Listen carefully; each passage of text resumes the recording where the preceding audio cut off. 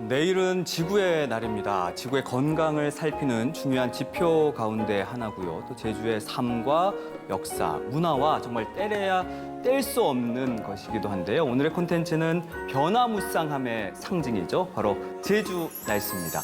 오늘 날씨와 관련한 세 분 모셨습니다. 안녕하세요. 어서 오십시오. 안녕하세요.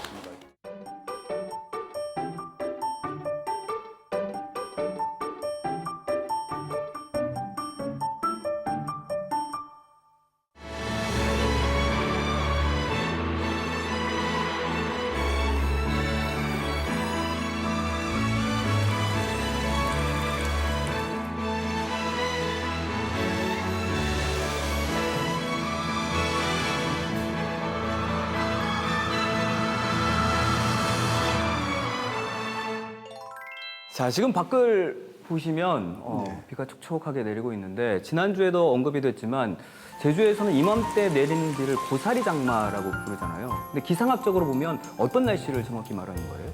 예, 일단 결론부터 말씀드리면 고사리 장마와는 관계가 없으나 또한 일부 있기도 합니다. 좀 헷갈리시죠? 무슨 말이에요? 예, 왜냐하면 고사리 장마는 일반적으로 사용하는 기상기후학적 용어는 아니고요. 그 제주도에서 고사리철에 이제 비가 많이 오는 우기철을 말하는 토속적인 용어거든요. 지금 현재 내리는 비는 그 이동성 저기압에 의해서 내리는 비입니다. 그래서 그 4월 말에서 5월 중순 일반적으로 제가 말하는 고사리 장마 기간에는 오늘 같은 그 이동성 저기압에 의해서 비가 자주 내리기도 하기 때문에 그래서 관계가 없긴 하지만 또 일부 조금 있다고 말씀드릴 수밖에 없는 그런 상황입니다. 지금 현재 전라남도 지역엔 가뭄이 일어나고 있거든요. 그래서 일부 급수 재앙까지 발생하는 좀 지금 또 그리고 또 가뭄 때문에 농사에 지금 어려움을 많이 겪고 있는 상황입니다. 그런데 제주도는 이렇게 이동성 저기압이 자주 나타나면서 고사리 장마라고 하는 이 기간 동안 많은 비가 오면서 제주도가 큰 혜택을 받고 있다고 생각하시면 좋을 것 같습니다. 어쨌든 반가운 비네요. 그렇죠. 저희한테 아주 축복받은 비라고 볼 수가 있겠죠. 근데 뭐 비와 바람, 최근에는 강풍이 굉장히 불었거든요. 그러니까 봄 날씨가 좀 변덕스럽다라는 얘기를 많이 하지만 최근에는 황사라든지 미세먼지가 굉장히 심해진 것 같아요. 네, 맞아요. 사실 오늘 비가 오기 전까지도 최악의 황사가 왔었잖아요. 제주에는 2년 만에 미세먼지 경보가 또 내려지기도 했었는데 이렇게 봄철 황사뿐만 아니라 겨울철에도 날이 조금만 따뜻해진다든지 아니면 서풍 계열이 불어오면 어김없이 미세먼지가 오는 경우가 많더라고요. 그래서 미세먼지 주의보나 경보가 얼마나 내려졌나 하고 찾아보니까 올해 기준으로 9번 정도가 내려졌더라고요. 사실 청정제주라는 말이 있잖아요. 예, 그렇습니다. 그런데 이번에는 제주의 미세먼지 농도가 한 700 마이크로그램 이상까지 오르면서 전국에서 가장 공기질이 안 좋기도 했었는데 제주가? 네. 그래서 혹시 이게 미세먼지가 예전에는 많이 없었는데 최근에 많이 이렇게 생긴 건지 이런 게 또 궁금하기도 하네요. 예. 일단 그 황사에 대한 좀 정의 먼저 이해를 해야 될 것 같은데요. 황사는 중국 이제 대륙 사막 지역과 몽골 지역에서 발생하는 그 어떤 토양과 그 먼지가 이제 상승하면서 이제 상층 공기를 따라서 이제 우리나라까지 이동해 오면서 점차 하강하는 그 먼지들을 말하는 걸 황사라고 하고 그 황사의 보통 그 봄철에 많이 발생하죠. 네. 저희가 평균적으로 봤을 때 한 5에서 6회 1년 정도 그렇게 발생을 하고 있고요. 근데 황사라는 게 피부 질환도 발생도 하고 호흡 질환도 발생해서 좀 주의해야 될 점이 많지만 또 이로운 점도 있거든요. 황사가 이로운 점이 있다고요? 예, 모르셨죠? 처음 들었어요. 예. 네.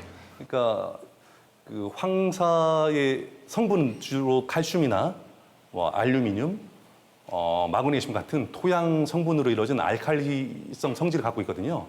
그래서 이 황사가 이제 우리나라로 이동해 오면서 어떤 해양이나 토양의 그 산성화를 좀 방지하는 좀 중화적인 역할도 하고 또한 적조 현상을 좀 줄여주는 역할도 하거든요.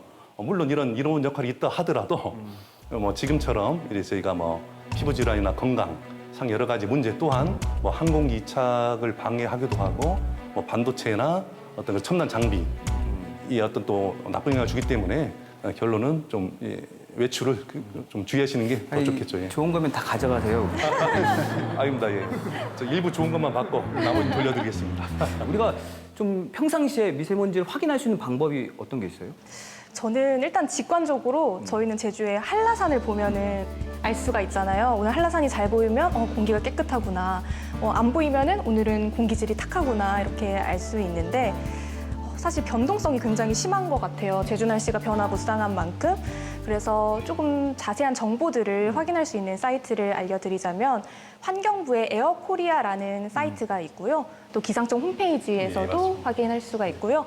제주보건환경연구원이라는 사이트에서도 확인하실 수 있습니다. 또 마지막으로 제가 아침 저녁으로 날씨 방송 전해드리니까요. 제 방송도 꼭 챙겨봐 주시면 좋겠습니다. 그게 핵심이죠. 네.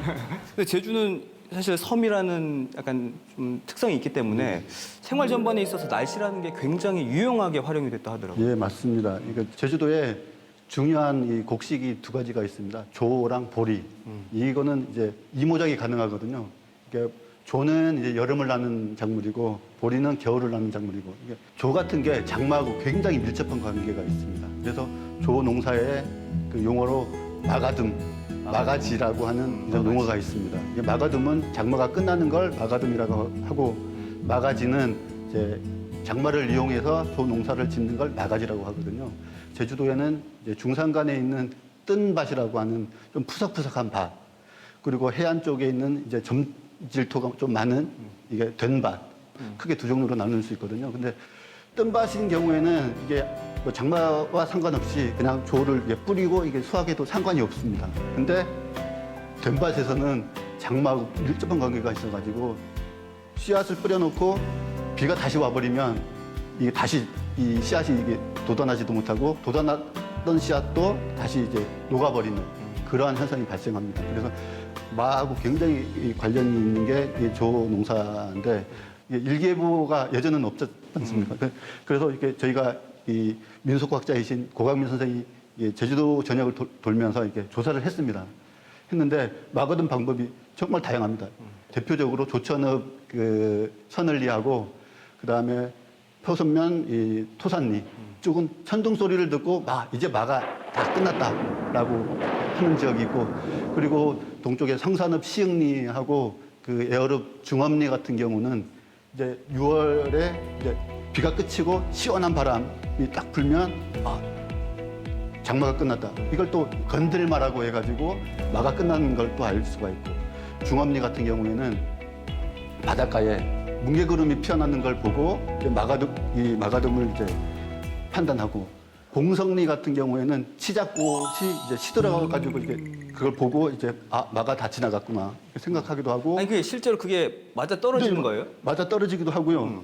오름에 걸려 있는 어승생 같은 경우에 그 무지개가 이렇게 걸려져 있는 모습을 보고 이제 강령리나 신엄리 쪽 사람들은 마가 지나갔다 이렇게 판단하기도 합니다. 이런 것들을 보고 어르신들은 이제 마가 지나가서 이제는 조농사를 지어도 되겠다. 아니 계장님 이게 과학적으로 증명이 되는 거죠? 뭐 100% 맞다 하긴 어렵지만 어느 정도 그래도 경험을 그쵸. 가지고 그렇게 중요한 그 장기간의 통계의 경험으로 그거를 이제 동네마다 지역별로 어떤 마가둠을 결정했던 것 같아요. 그리고 아까 원장님이 말씀하신 대로 저희가 그 어떤 마가둠에 대한 날짜에 대한 기상 관측 자료를 분석해 봤습니다. 그런데 장마 기간에 영향을 주는 정체 전선이 북서쪽으로 이제 제주도를 빠져나갈 때 뭐 이제 급격하게 이제 천둥번개 치든지 아니면 뭐 노을이 보인다든지 아니면 그 무지개가 보이는 이런 여러 가지 현상들이 실제로 관측이 됐었던 경우가 있었습니다. 그래서 장마가 끝나는 시점에 이런 현상들이 나타난 관측 기록들이 이 경험이 장기적으로 어떤 데이터가 쌓이다 보니까, 축적되다 보니까. 결론은 뭐 비슷한 결과가 나온다는 아주 놀라운 맞아요. 저희도 작년 연구 결과를 보게 됐습니다. 아니 그리고 해녀들 물질을 해야 되니까 날씨하고 또 밀접하잖아요. 해녀도 날씨하고 굉장히 밀접한 관계가 있는데요. 보통 기상캐스터님이 그 방송하실 때 바람의 방향을 몇 가지 종류, 보통 한 8가지, 뭐 북풍, 남풍, 동풍, 맞아요. 서풍, 뭐 북서풍 이렇게 하잖아. 제주 해녀는 저희가 조사해 보니까 14개 방향의 제주 바람 이름이 있습니다. 제주어로 새바람이라고 하는 게 있거든요. 그게 동풍입니다. 이게 동풍이 불면 파도가 좀 세지고 그리고 물의 시야가 좀 흐려져가지고 물질하기 굉장히 어려운데요. 근데 한이바람이라고 하는 북풍이 불면 물도 잔잔하고 물속도 시야도 아주 좋아가지고 물질하기 굉장히 좋은 이게 날씨를 이게 보이기도 합니다. 그래서 맞바람이 이렇게 불면 이게 멀리 이렇게 떠나가 버리는 경우들이 있거든요. 그래서 그런 경우는 이제 위험하잖아요. 먼 바다까지는 안 나가고 이제 가까운 데에서 이렇게 조업을 하고 그리고 그렇게 조류가 심하지 않을 때는 이제 먼 바다까지 이렇게 해녀들이 나가가지고 조업을 하고 이런 것들 보면 바다 날씨가 해녀의 물질에 굉장히 많은 그 영향을 주었다라고 이게 하는 걸 알 수가 있습니다. 제주지방기상청이 다음 달이면은 설립 100주년을 맞는다고 하더라고요. 그래서 이게 식을 내신 거예요? 예, 맞습니다. 예, 그래서 원래 저희가 5월 1일이 되면 제주지방기상청 설립 100주년이 되는 아주 의미 있는 해입니다. 1923년 5월 1일 현재 제주지방기상청 위치에 설립이 되면서 지금까지 계속 관측 예보 업무 수행하고 있는데요. 혹시 기상과 기후의 차이점을 아시는가요? 같은 말인 줄 아는데요. 일단 기상은 우리의 인간으로 비교하면 기분과 같은 거죠. 특정한 시간, 특정한 장소에서의 기분. 근데 기후는 어떤 그런 그 오랜 시간, 어떤 그런 기상의 관측 자료가 쌓인 어떤 평균적인 기상이다 보니까 사람으로 보면 성격. 그러니까 크게 어떤 큰 틀에서 벗어나지 않는 사람 성격이라고 보면 됩니다. 그래서 기상은 순식간에 변하지만 기후는 어느 정도 그 평균 범위 내에서 일정한 패턴을 보이는 그런 상태인데요. 100년이라는 기상 기록은 상당히 오래된 기록입니다. 이 100년간의 관측자로 활용하면 많은 도움이 될 거라고 그렇게 생각하고 있습니다. 예. 그럼 우리나라에서 이제 100년이 넘은 기상청이 더 있어요? 우리나라의 근대 기상은 1904년 목포와 부산부터 시작을 했는데요. 근데 같은 장소에서 연속적으로 100년간 관측한 장소는 뭐 부산, 서울, 그리고 제주가 세 번째거든요. 그 WMO 세계 기상 기구란 기구가 있습니다. 국제기구가 있거든요.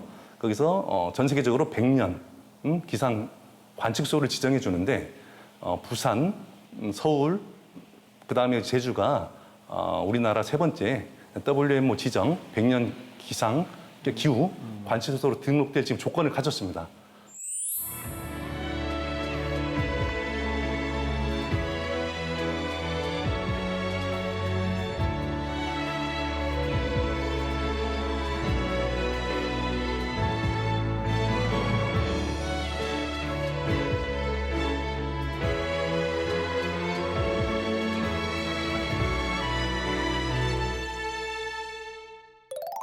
어떤 기술이라는 것들은 굉장히 많이 바뀌었겠네요. 그렇죠.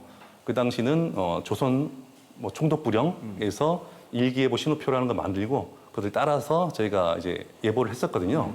한번 기상캐스터님께서 어떻게 방송하시겠습니까?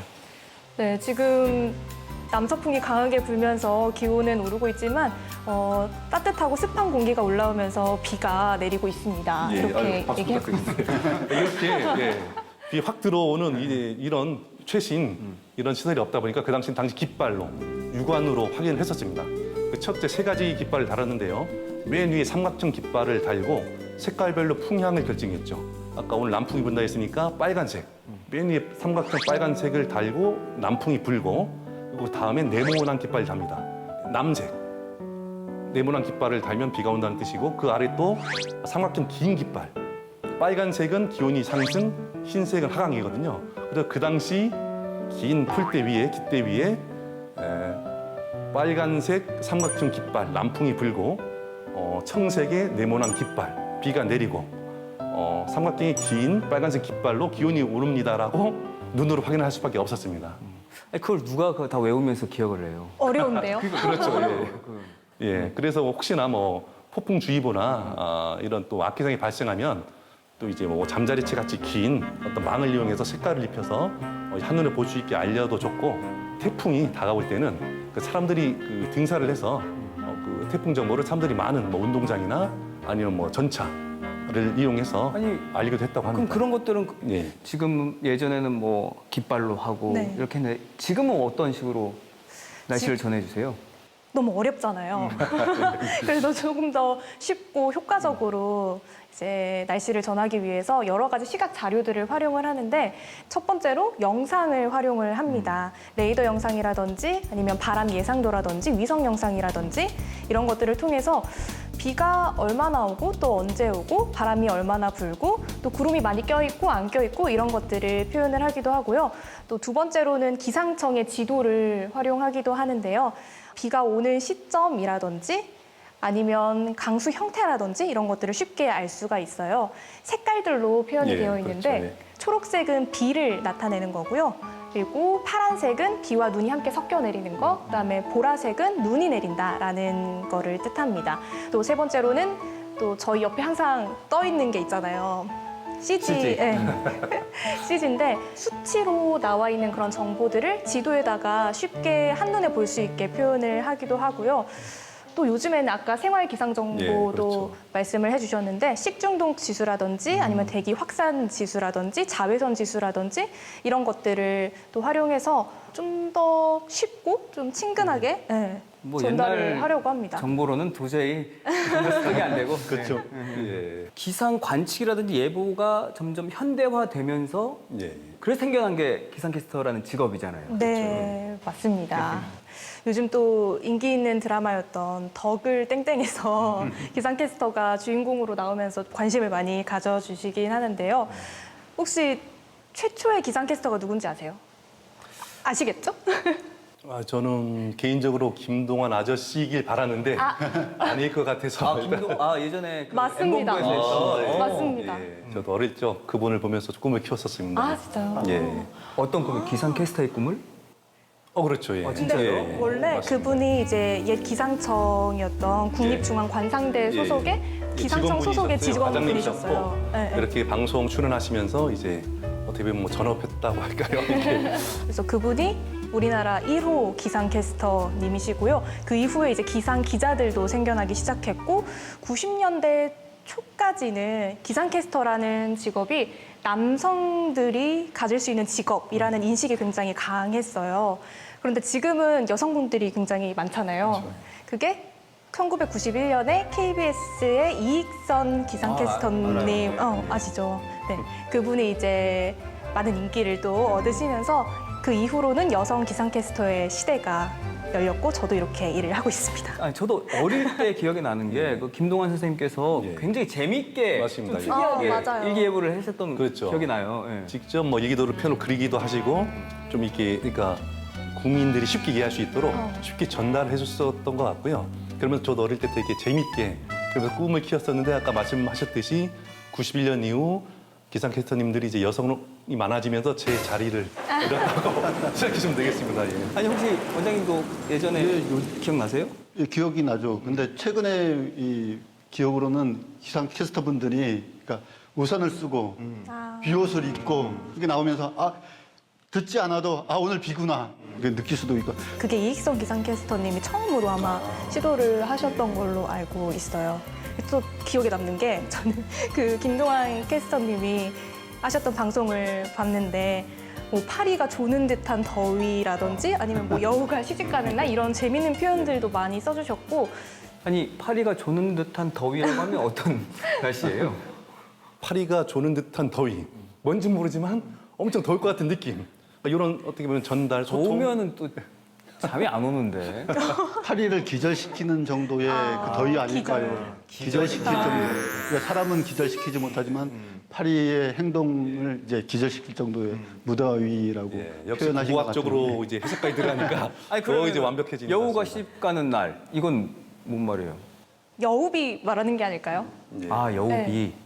날은 화창한데 비가 내린다든지 이런 걸 말하는 거겠죠? 네. 맞습니다. 예. 그러니까 호랑이가 장가가는 날 뭐 이런 그러니까 맑은 날씨에 비 오는 날. 그렇죠. 감쪽같이 비가 내렸다가 사라지는 아마 그런 현상을 말하는 걸로 알고 있습니다. 그러니까 그렇게 전달하니까 사실 재밌긴 하네요. 그렇죠. 예. 근데 제주의 날씨라고 하면 정말 종잡을 수 없는 거. 아니 예. 심지어는 같은 날 같은 그렇죠. 시간에 예. 네. 이곳은 그러니까 제주시는 햇볕이 쨍쨍한데 서귀포시는 가면 또 비가 막 주룩 내리고 맞아요. 이런 경우가 굉장히 많아요. 예, 맞습니다. 예.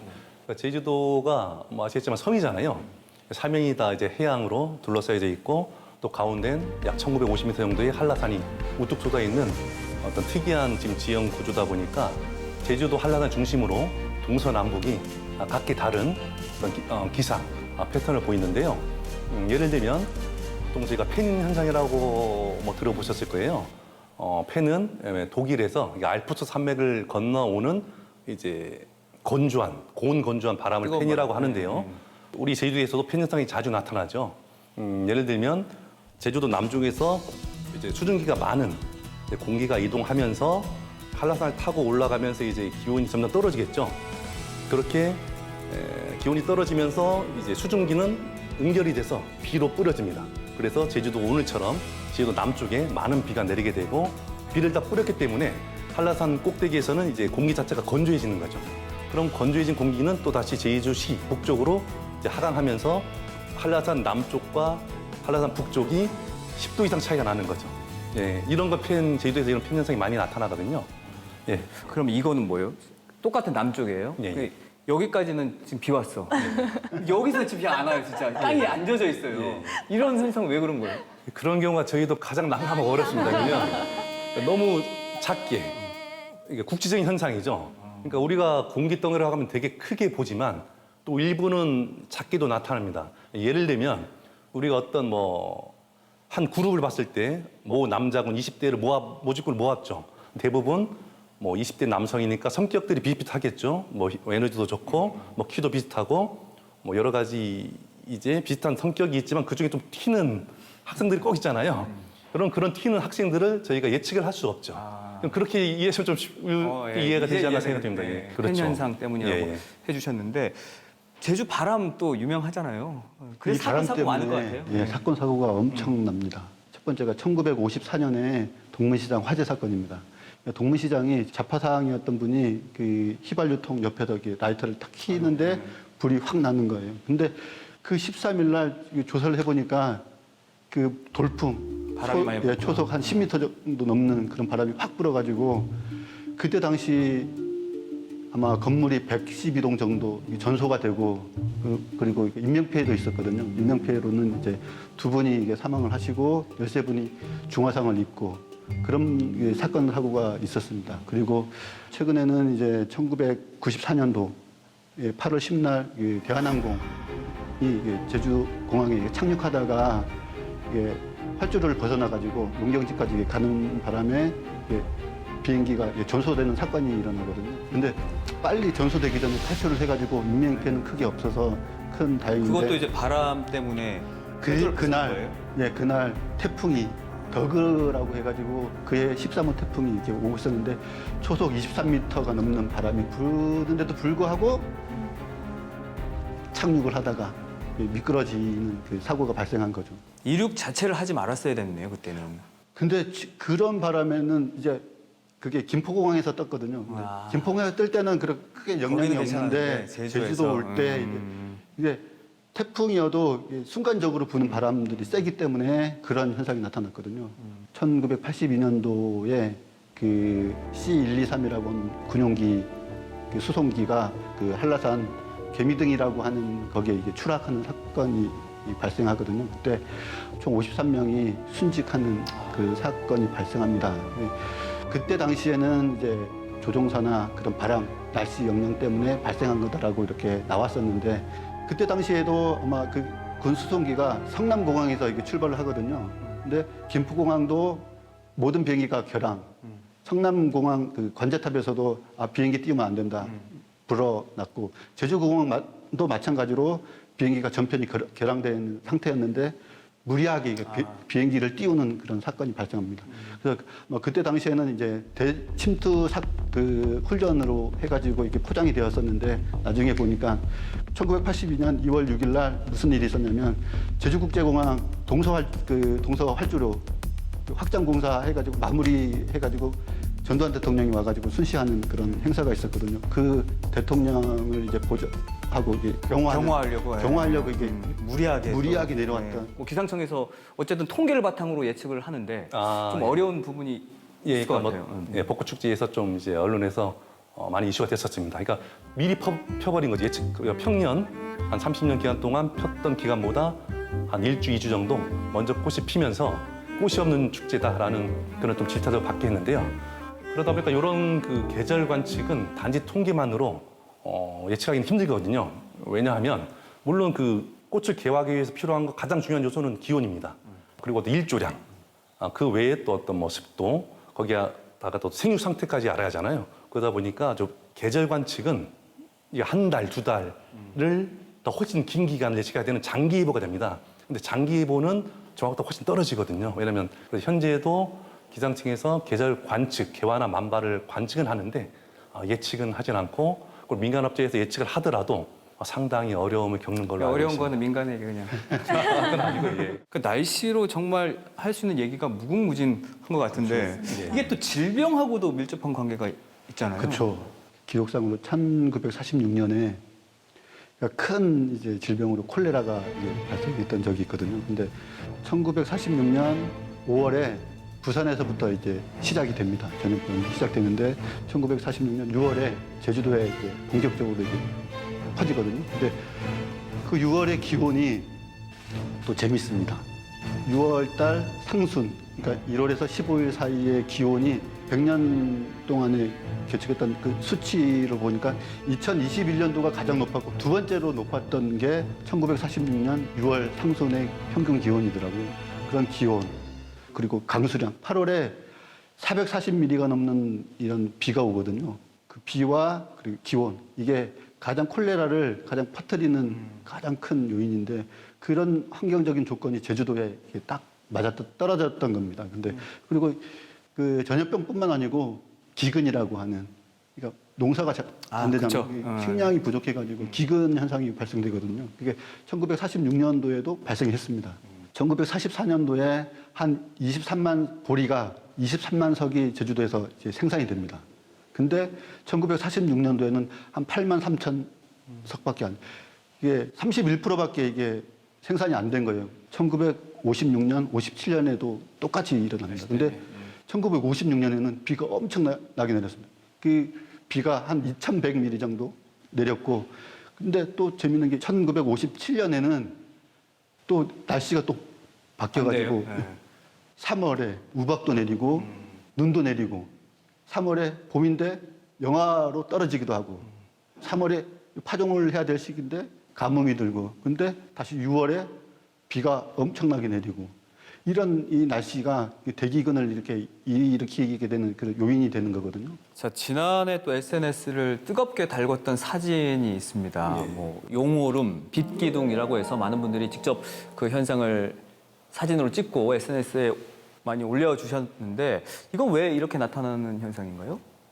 예, 일단 빛기둥 현상은 저도 너무 신기해서 저도 직접 사진을 찍고 보유하고 있는데요. 일단 빛기둥 현상은 기상학적인 현상이라기보다는 과학적 현상입니다. 일단 제주도 앞바다에 그 야간 조업을 하는 배들이 엄청 많았었습니다. 근데 배가 워낙 많다 보니까 그 집어등이 멀리서 보면 별처럼 반짝반짝거리는 아주 아름다운 풍경을 연출하기도 하죠. 그 당시 한 5에서 6km의 높은 고도에 이제 상층은 높은 구름이 많이 껴 있었어요. 아까 구름은 제가 물이라고 했잖아요. 예, 근데 그 정도 높이가 되면 그 기온이 영하 12에서 한 영하 20도 정도로 아주 차갑습니다, 공기가. 그러면 물이 얼음이 되겠죠. 그런 육각형 어떤 육각 면체에 그런 많은 그 얼음 알갱이들이 모여 있다 보니까 집어등에서 시작된 그 빛이 다양한 이제 각도로 반사가 되는 거죠. 반사가 되고 그 보이는 빛이 우리 눈에는 이제 빛기둥이라는 현상으로 보이게 되는 과학적인 현상입니다. 그 용오름은요? 용오름은 흔치 않게 뭐 1년에 몇 번 정도 간혹 나타나는 현상인데요. 간단히 설명드리면 어떻게 이해하기 쉽게 설명드리면 해수면에서 일어나는 토네이도 정도 이해해 주시면 될 것 같고 결국 불안정이 가장 중요한 원인입니다. 해수면에서 이제 불안정한 상태가 되면 공기가 상승하게 되고 반시계 방향으로 빠르게 회전하면서 이제 구름까지 위까지 상층으로 올라가게 되죠.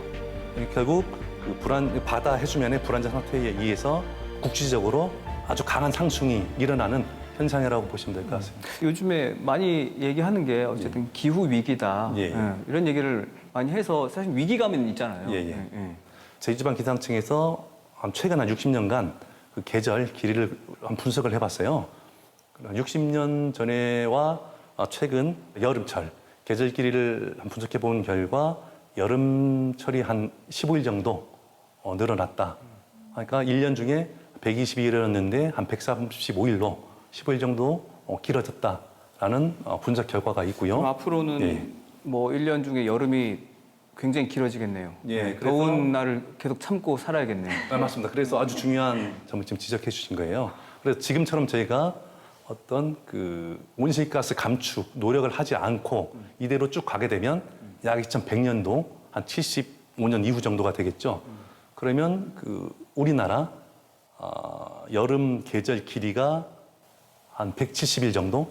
그러니까 어떤 우리 365일 한 반 정도가 여름철이 될 것이다라는 그런 예측 자료도 있기 때문에 우리 아나운서께서 지적하신 대로 지금 당장 저희가 온실가스 감축을 위한 노력을 하지 않으면 정말 우리 후손 때에는 심각한 어떤 기후 위기를 맞게 되는 시대가 올 거라고 감히 제가 조심스럽게 말씀드릴 수 있겠습니다. 매일 이렇게 날씨를 전해주는 입장에서 보면 되게 실감도 클 것 같아요. 네, 맞아요.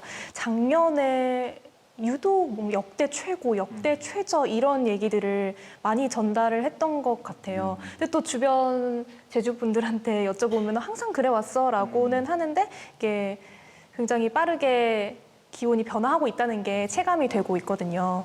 그래서 생활에서 나 하나쯤은 괜찮겠지라는 마음을 좀 버려야겠다. 저부터도 그런 다짐을 조금 했습니다. 뭐 나무도 많이 심고 이산화탄소를 배출하는 것들을 많이 줄이는 그런 정책이 많이 필요하지 않을까 싶습니다.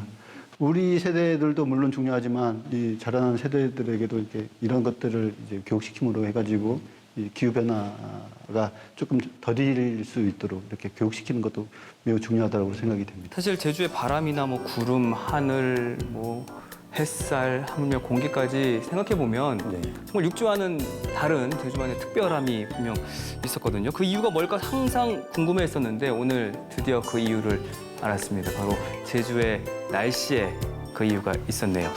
그 날씨를 이해하는 일이 사실 제주를 그렇죠. 곧 배우고 알아가는 일이구나라는 생각을 오늘 마지막으로 해보면서 네. 아쉽지만 날씨 이야기는 여기까지 하겠습니다. 세 분 함께해 주셔서 고맙습니다. 네, 고맙습니다. 감사합니다.